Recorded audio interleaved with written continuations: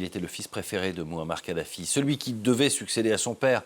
Saïf al-Islam Kadhafi est donc mort. Son avocat annonce que ce dernier a été tué par un commando de 4 hommes armés à Zenten, dans l'ouest de la Libye ce mardi. Les circonstances sont encore floues.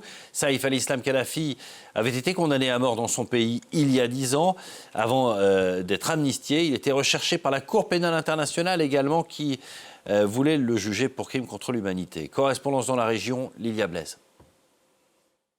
Saïf al-Islam Kadhafi serait mort au nord-ouest libyen, à Zinten, une ville importante lors du soulèvement libyen en 2011, où s'y sont déroulées plusieurs batailles entre pro-Kadhafi et insurgés. Mais c'est aussi la ville d'où Saïf al-Islam avait été libéré en 2017 par des groupes armés, après avoir été condamné à mort en 2015 par le tribunal de Tripoli. Alors son conseiller a également affirmé à la télévision libyenne qu'il aurait été tué par des hommes armés lors d'un assaut sur sa résidence, mais les auteurs ou les circonstances de l'attaque n'ont pas été encore détaillées.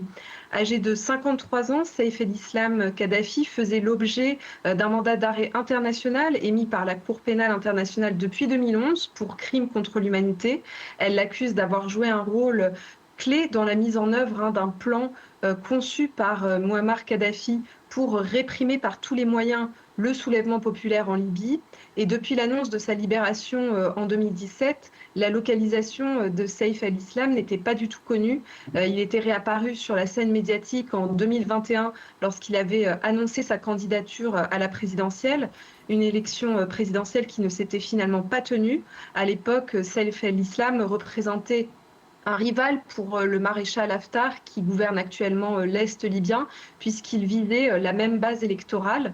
Il avait également fait parler de lui en janvier 2025 lorsqu'il avait donné par écrit une interview exclusive à la radio RFI où il avait affirmé en plein procès de Nicolas Sarkozy que l'ancien président français avait bien reçu des financements libyens pour sa campagne électorale en 2007.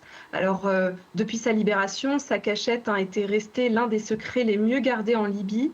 Il était resté jusqu'à l'annonce de sa mort une figure assez clivante dans une Libye très divisée, symbole de la répression de 2011 et par extension de la dictature de son père pour certains, et pour d'autres, c'était un homme de réseau et un fin connaisseur de la politique.